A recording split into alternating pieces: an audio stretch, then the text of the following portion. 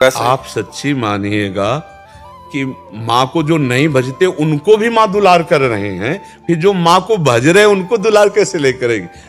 देखो ना, पूरी सृष्टि का पालन पोषण माँ के द्वारा ही तो हो रहा है। आद्या शक्ति त्रिगुणमयी माया माँ भगवती अम्बा ही तो पूरे जगत का पालन पोषण कर रही है। हरि की शक्ति से तो सब हो रहा है। तो शक्ति स्वरूपा यही तो है माँ, यही तो जगदम्बा है। तो हमें लगता है यदि हम प्यार से भजन करेंगे तो निश्चित यही सब हैं। आपसे सच्ची कहते हैं, आप सीता कहो, राधा कहो, दुर्गा कहो, काली कहो, अम्बा कहो, वो महाशक्ति है। वही सब परम तत्व है।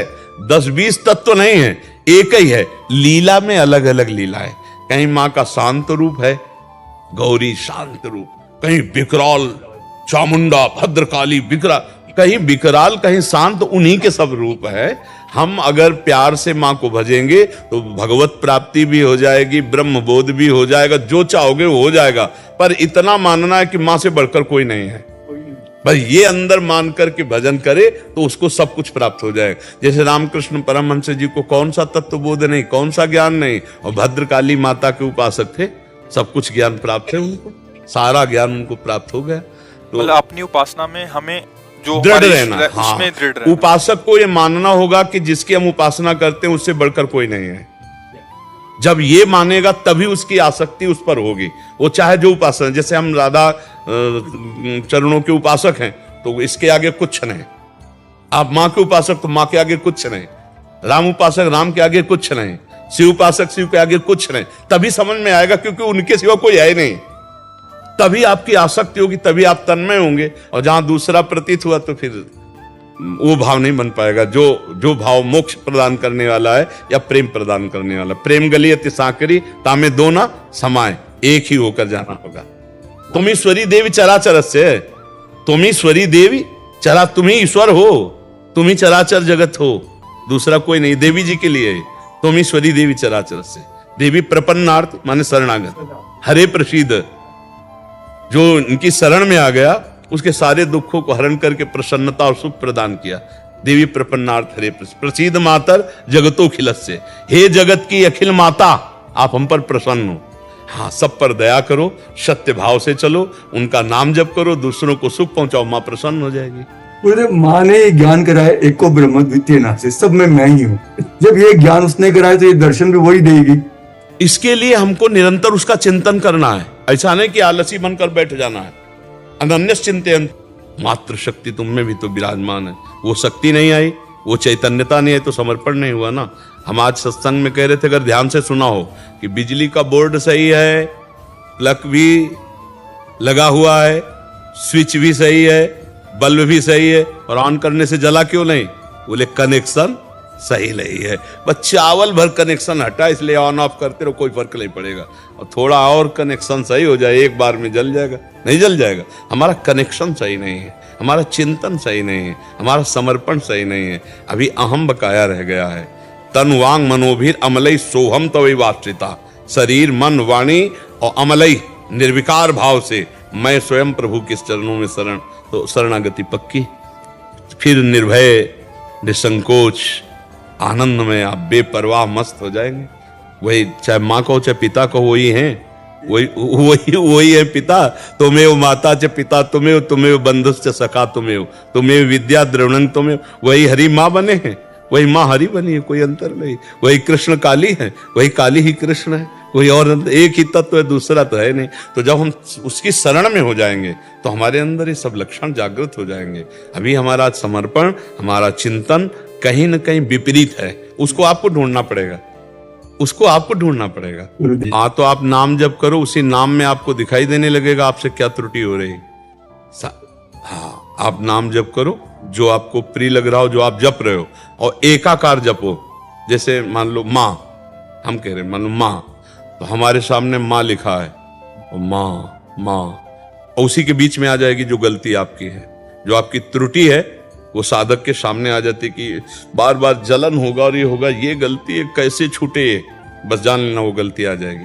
पूरा का पूरा अंतःकरण की छानबीन भजन के समय होती है। जब हम एकाग्रता पूर्वक भजन करते तो हमारी सबसे ज्यादा जितनी गंदगी होती है जो, वही सामने आती है। वही हमारे सामने आने लगे।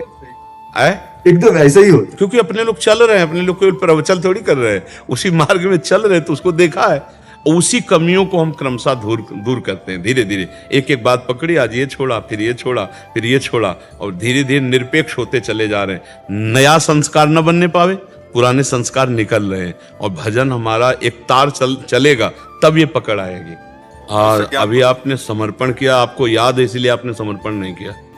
ये हम स्मृति है ना, अहंकार विमूढ़ आत्मा करता हमिति मन्यते, मैंने ऐसा किया, क्या समर्पण किया? कुछ नहीं। आपको याद कहाँ है? जब आपको याद ना हो इस बात का, तो मेरा कुछ है तो माँ का है, तो आपका क्या बनना है? फिर आप भी तो माँ के हैं, तो आप भी माँ स्वरूप ही हो जाएंगे।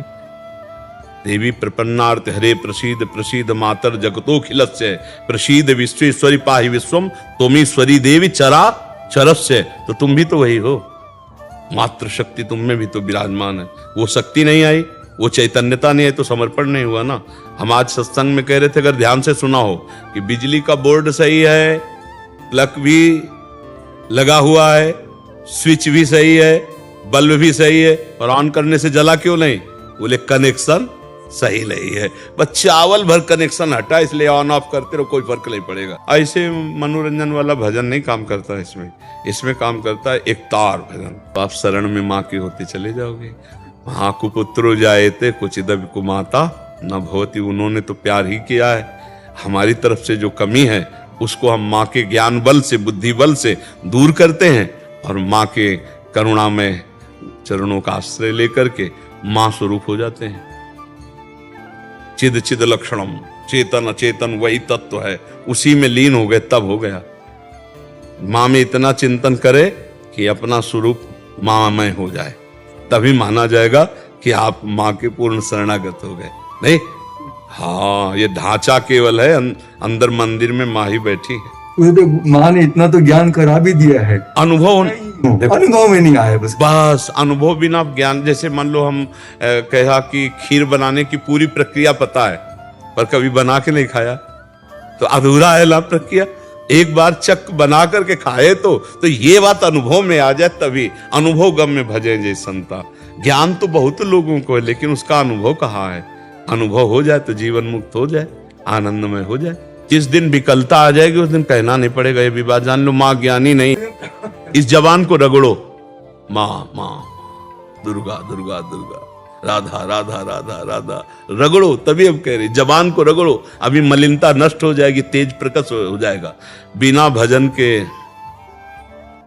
प्रभु जब अपनी शक्तियों का प्रकाश करते तो लगता है कोई त्रिभुवन में जिसकी रक्षा नहीं कर सकता।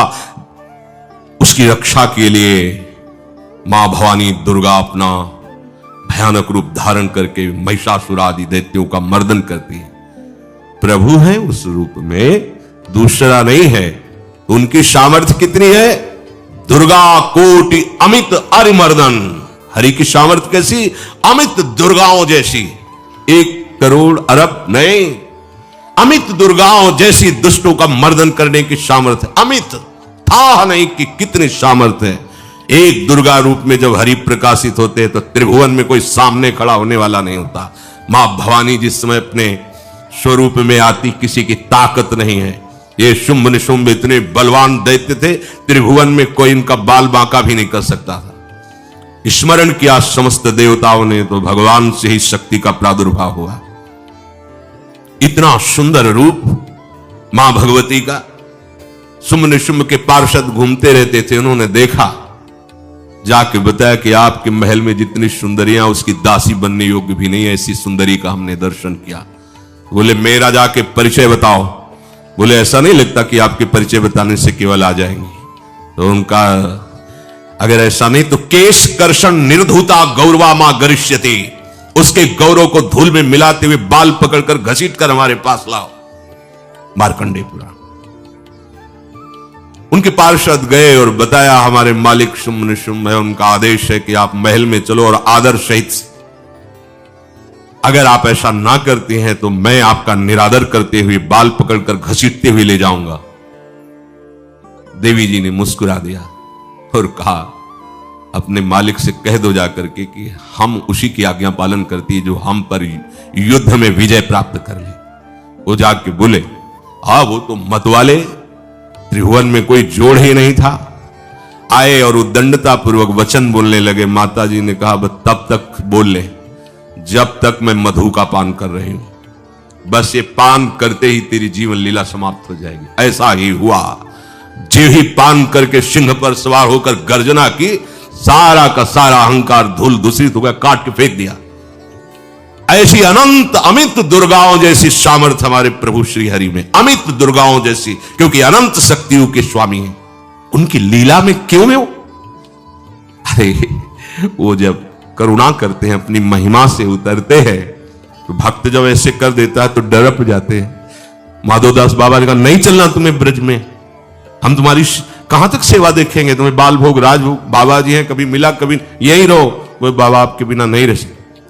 दोबारा बोल नहीं पाए जगन्नाथ। ये सुनकर के हृदय बलिहार होता है। ओ ऐसे सामर्थ्यशाली प्रभु अपने भक्त के प्रेम प्रणय पर भी कितना डरते हैं। ये भक्त नाच पड़ता है। ये कुतर्क की, संशय की वृत्ति यहां प्रवेश नहीं करती। दुर्गा कोटि अमित अरिमर्दन, अमित गिनती नहीं ऐसी अनंत दुर्गाओं जैसी शक्ति हमारे प्रभु में विराजमान है। शक्र कोटि सत सरिष विलासा, आहा अरबों इंद्र जैसा विलास प्रभु में। अरबों, एक इंद्र त्रिभुवनपति है, अरबों इंद्र के समान प्रभु का ऐश्वर्य है। और नव शत कोटि अमित अवकाशा, जिस एक आकाश के लिए गरुड़ जी से कह रहे हैं कि मच्छर से लेकर आप तक उड़ते हुए पार पाए, बोले ऐसे अरबों आकाश के समान अवकाश है प्रभु में। मरुत कोटि सत विपुल बल, रवि सत कोटि प्रकाश, शशि सत कोटि सुशीतल, समन सकल भव त्रास। अरबों अरबों पवन के समान महान बल है। अगर त्रिभुवन में कोई बल है तो पवन में बल है, वायु बल। बड़े बलवान देवता, बल में इनके समान कोई नहीं। इन्हीं के अंश से प्रकट होते पवन पुत्र हनुमान, और इन्हीं के अंश से प्रकट होते पवन पुत्र भीम। बेजोड़ बलशाली महात्मा, दोनों महात्मा बेजोड़ बलशाली। जेगिर चरण दे हनुमंता, चले उसगा पाताल तुरंता। जिमि अमोघ रघुपति कर बाना, ये ही भांति चले हनु। किलकार दे तो राक्षसियों के गर्भ गिर जाते थे। ऐसे महान बली हनुमान जी। और भीम का क्या कहना है? जब ये देव पुष्प उड़ करके आया और द्रौपदी जी को दिया गया, तो द्रौपदी जी ने कहा इसका जोड़ होना चाहिए, इस पुष्प का। सबसे कहा पर किसी ने नहीं सुना। भीम ने कहा कहीं भी मिलेगा मैं इससे लाएंगे। ऋषियों ने समझाया कि आगे मत बढ़ो, ये यक्षों की भूमि है, युद्ध हो जाएगा और तुम्हें तैयारी करनी है हस्तिनापुर के लिए, और तुम इधर। वो सब दिव्य हैं, पवन पुत्र हैं। किसकी मां ने अपने वेग को बढ़ाया तो महाभारत में पढ़ के देख लो, इनके चलने के वेग से वृक्ष उखड़ उखड़ कर गिर रहे थे। ऐसे जब चल रहे थे तो चलने के वेग से वृक्ष उखड़ जाते थे भीम के।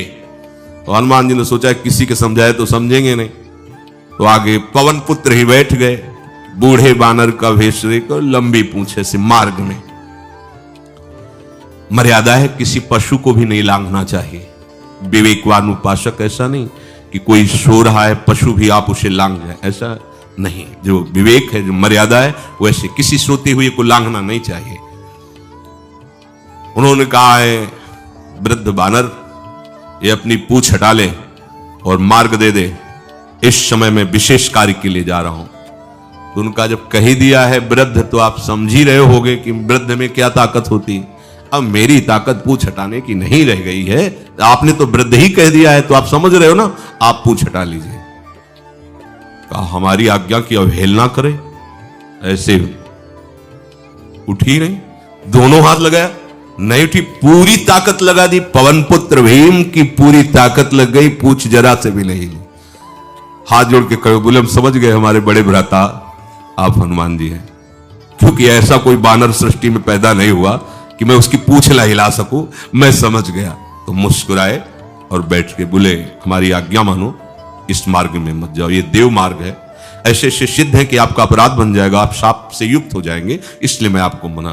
बोले प्रभु जब आप कृपा करके आए हो तो हमें वो रूप दिखा दो जो लंका में आपने रूप दिखाया। बोले मत उस बात की चर्चा करो, रहने दो। बोले प्रभु एक बार देखना चाहता हूं कि मेरा बड़ा भाई कितना बलवान है। हनुमान जी ने कहा फिर देख लो। कनक भूधराकार शरीरा, समर भयंकर अति बल। कांप गए भीम जी, हाथ जोड़ बोले भैया स्वर्णिम कांति, वो भयानक उनका रुद्र रूप, कांप गए भीम, कांप गए।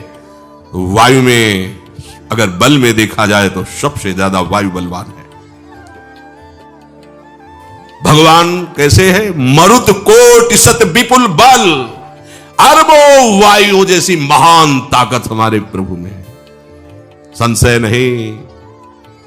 वो अगर छोटी सी कार्य के लिए सहयोग लेते हैं, ए उठवा दो, ऐसा कर, भक्तों के साथ वो विनोद करते, लीला करते हैं, नहीं उनमें बल कितना है। ऐसे पवन पुत्र हनुमान जिनके चरणों को ऐसे गोद में लिए रहते हैं। एक उपनिषद में चरित्र आता है कि असुरों पर विजय प्राप्त करने के कारण देवताओं को गर्व हो गया और सभा में नृत्य गान चल रहा था। भगवान जब किसी पे गर्व करते हुए देखते हैं तो उनको अच्छा नहीं लगता। फिर सृष्टि के विधान के प्रधान अधिकारी जब देवतागण और देवराज इंद्र और उन्मत्तता, विजयश्री में उन्मत्तता आ जाती है, तो भगवान ने एक यक्ष का रूप धारण किया और सभा के प्रधान द्वार पर दिखाई दिए। देवराज इंद्र ने कहा कि पता लगाओ ये कौन है, बिना आज्ञा के बिना सूचना के कैसे आ गया है, क्योंकि त्रिभुवन पति है ना। अग्नि देवता ने कहा मैं जाता हूं, पता लगा के आता हूं, क्योंकि किसी बलवान का परिचय पूछने के लिए निर्बल को नहीं भेजा जाता। अग्निदेव गए और कहा आप अपना परिचय दीजिए, कौन हो और यहां कैसे आए हो। तो उनका परिचय लेने के पहले हम आपका परिचय जानना चाहते हैं, आप कौन हो। उन्होंने कहा कि मैं अग्निदेव हूं, सामर्थ्य आपकी, त्रिभुवन को उपले की तरह भस्म कर सकता हूं। मैं समस्त प्राणियों के उदर में बैठकर अन्न और जल का पचाकर जीवन दान देता हूं, जीवन पोषण करता हूं। अच्छा, एक दिन का फेंका, हम तुम्हारी बात तभी प्रमाणित, ये उपनिषद की बात, हम तुम्हारी बात तभी प्रमाणित मानेंगे जब तुम इस तिनके को जला दोगे। कोई अग्नि देवता से तिनका जलाने की बात कहे, सहज में दृष्टि डाली, कुछ नहीं हुआ, पूरा पावर लगा दिया। यक्ष जी ने मुस्कुरा कर कहा तुम तो कहते थे पूरे त्रिभुवन को उपले की तरह जला दूंगा, अब गिरिवा झुकाई पहुंचे। देवराज इंद्र ने कहा कौन है? बोले असमर्थ रहा उनका परिचय जानने में, वायु देवता। आप अपना परिचय बताइए। आप अपना परिचय जो आए हो तो हमें पहले बताओ, तब हम अपना परिचय दें। उनका मैं महान देव वायु हूं, बल आपका, संपूर्ण जीवों का जीवन हूं। अगर मैं रुक जाऊं तो एक भी क्षण सृष्टि टिक नहीं सकती, क्योंकि सब वायु से जीवित है, और मैं पूरे ब्रह्मांडों को तिनके के से उड़ा सकता हूं। ये तिनका है, उड़ाओ।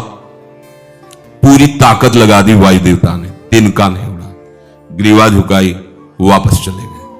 अब देवराज इंद्र उठे, जे ही नजदीक पहुंचे यक्ष अंतर्धान हो गए और देखा साक्षात ब्रह्म विद्या दूर से मूर्तिमान ब्रह्म, और डांट लगाई कि तुम उनसे संभाषण करने योग्य भी नहीं हो, क्योंकि तुम सबसे बड़े सिंहासन पर बैठे हो और अहंकार करते हो। तुम्हारे देवता सब सामर्थ्यहीन है, एक तिनका भी अग्नि नहीं जला सका, एक तिनका भी वायु नहीं उड़ा सका। अरे जिनकी शक्ति से शक्तिमान वो भगवान स्वयं आए हुए थे, कांप गए देव। अहंकार मत करो, जाओ, भगवान के बल से तुम विजयी हुए, देवताओं के बल से नहीं। देवताओं में जो शक्ति है वो उन्हीं के अंश से आई हुई है। अरबों वायु के समान महान बलशाली हमारे श्री हरि, अरबों सूर्यों के समान उनका प्रकाश, अरबों सूर्यों के समान प्रकाश, अरबों चंद्रमाओं के समान सुशीतलता, समस्त भयों और दुखों का नाश करने वाले प्रभु श्री हरि। काल कोटि सत सरिसती, दुस्तर दुर्ग दुरंत, धूम के तु सत कोटि सम, दुराधरस भगवंत। अरबों कालों की सामर्थ्य, अरब नहीं अरबों कालों की सामर्थ्य भगवान एक काल अनंत ब्रह्मांडों में तांडव मचाए रखा है। अरबों काल अमित बलशाली, अत्यंत दुस्तर, दुर्गम, दुरांत कौन? प्रभु श्री हरि। अरबों धूमकेतुओं के समान अत्यंत प्रबल सामर्थ्यशाली प्रभु, अगाध सत कोटि पताला, शमन कोटि सत सरीश कराला, तीरथ अमित कोटि सम पावन, नाम अखिल अघ पूग नशावन। कितने अथाह हैं प्रभु, बोले अरबों पाताल से भी बढ़कर, अरबों पाताल से भी बढ़कर गहरे हैं, कोई था नहीं पा सकता।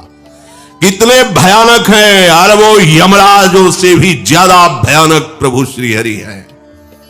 अनंत कोटि तीर्थों को भी पावन करने वाले परम पवित्र जिनके श्री चरण हैं, वो तीर्थपाद श्री हरि हैं।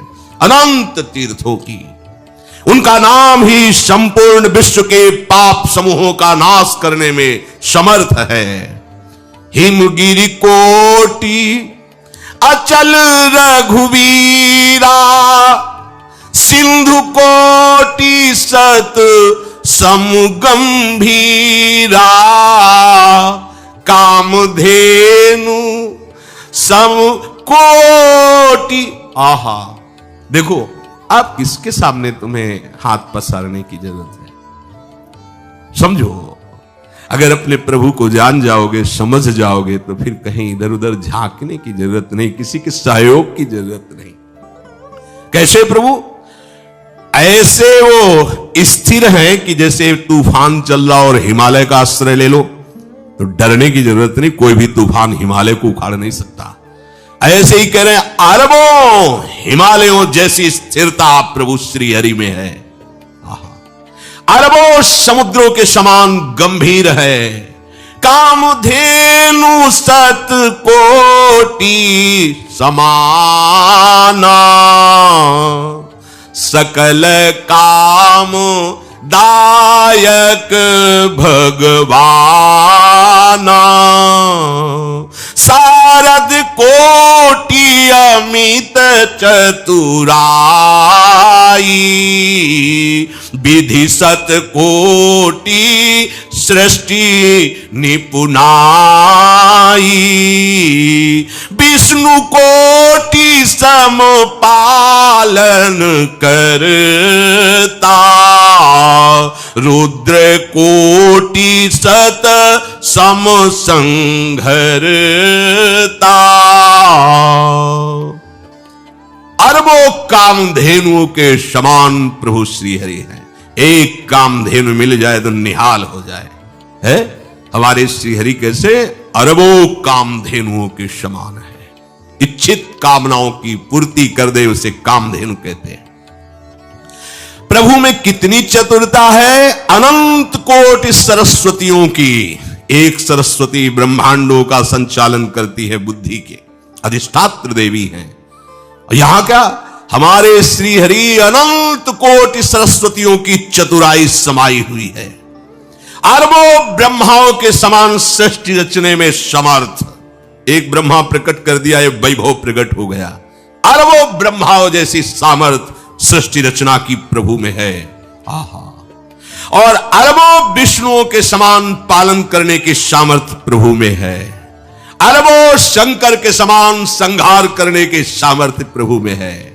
धनद कोटि सत साम धन वाना, माया कोटि प्रपंच निधाना, भार धरन सत कोटि अहिसा, निरवधि निरूपम प्रभु जगदीशा। अरबों कुबेरों के समान धनवान है, अरबों मायाओं के समान सृष्टि करने में सामर्थ्यशाली है, अरबों शेष भगवान के समान अनंत भार उठाने में समर्थ है। जगदीश्वर प्रभु श्री हरि की कोई उपमा कोई सीमा नहीं है, ये उपमा रहित और सीमा रहित है। निरुपम न उपमा आन राम समान, राम निगम कहे जिम कोटि सत खद्योत समु, रवि कहत अति लघुताल है। यही भांति निज निज मति विलास, मुनीस हरि बखा नहीं। प्रभु भाव गाहक अति कृपालु, सप्रेम सुनि सुख मानहि। प्रभु भाव गाहक अति कृपालु, सप्रेम सुनि सुख मानहि।